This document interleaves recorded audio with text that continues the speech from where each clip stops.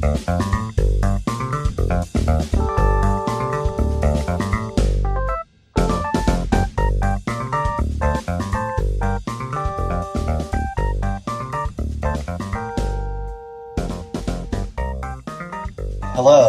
and namaste. Thank you once again for tuning in.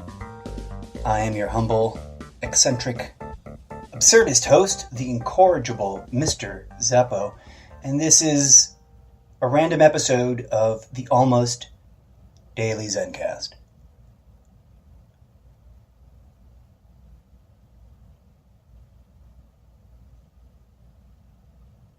We live in very strange times.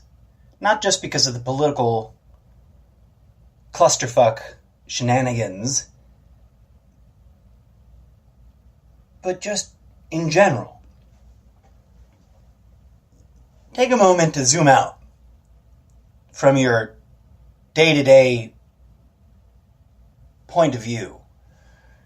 Contemplate this. We live inside of boxes. Everywhere, boxes that keep us contained. Isolated, alone, disconnected, ungrounded,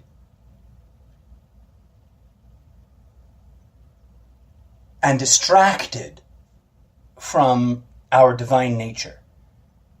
These boxes are both physical and ideological.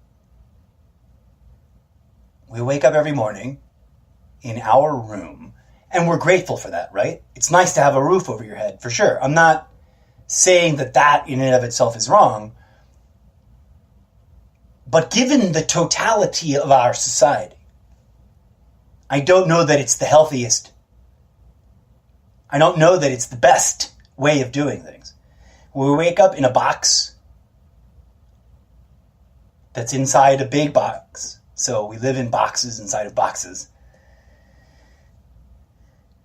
We get into a tiny box that moves to get to another box full of boxes, and we get inside the smallest box that our boss inside the biggest box at the top of the box can afford to give us. And then we do work just to get back inside our little moving box, to get back to our precious little living box, fall asleep inside our little personal space box, our little safety box, our little box of this is my room. We're all used to this, and we all sort of love and appreciate our privacy, our space. Everybody likes having their space. But what have we sacrificed to get here, to live in these boxes, to work in these boxes, to drive around in these boxes that have little tiny explosions inside a box inside of them, spewing out toxic waste just so we can get there real quick.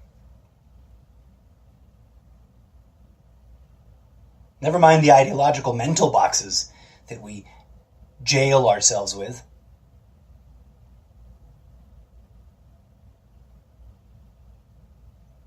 We have our box of ideology, our box of philosophy, our box of social conditioning, our box of personal identity, our box of politics, and our box of religion. All these boxes, these imaginary boxes, these boxes that don't exist, that before we made them up could not be found anywhere in nature. And they control our mental lives. The physical boxes limit and control and direct our physical lives. The mental boxes control, limit, direct, manipulate, contain, and isolate our mental lives. Now, don't get me wrong, I'm not advocating for living chaotically naked in the woods. That sounds really uncomfortable. I'm not a survivalist. There's names for these ideologies of, watching the world burn and letting the survivors figure out what to do with the rest of it, right? And that, I don't subscribe to any of those because they are in and of themselves more mental boxes. They're just ideologies. They're just crazy opinions that have become elevated to belief systems.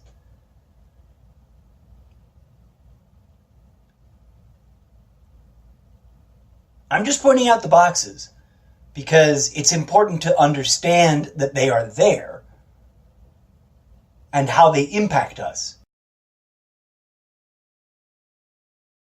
I think if we are to truly address the real core problem behind the whole collection of societal ills, the entire swamp of political corruptions, the totality of our spiritual disease, if we're blind to the boxes and foolishly think of ourselves as free, then we will not be able to truly address the source of the actual core problem, will we? Of course not, because blind to the boxes that are limiting and obstructing and controlling our physical and mental lives, how could we even begin to comprehend the real root of the real problem? Quitting these boxes, abandoning these boxes, abdicating these boxes, lifting them up onto the divine altar of sacrifice, letting the light of God burn them away. That's a pain in the ass. It's difficult. It's challenging. It's as hard as quitting cigarettes. But they represent a threshold, right? Of just like, fuck off hard. It's hard to quit cigarettes. It's hard to quit. And those are emblematic of our situation, my friends. We have addictions in the world as spiritual symbology for the malady we're suffering. There is, beyond the boxes, beyond the labels and identities and the limitations, the boundaries of these physical and mental boxes, there is a simple, genuine, and organic truth that we have been so long disconnected from that it's hard to remember it. And that's that we can get by without any of them. We can live interesting, adventurous, productive lives without any of the boxes. We just have to own up to the fact that we're addicted to them and work on breaking our bad habit.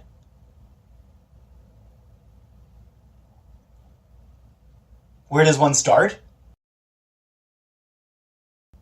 As with any attempt to change oneself, the beginning and the end and the intervening steps are found inside. You can't change yourself by railing against the outside world, right? You'll only fail at changing the outside world. And here's the thing.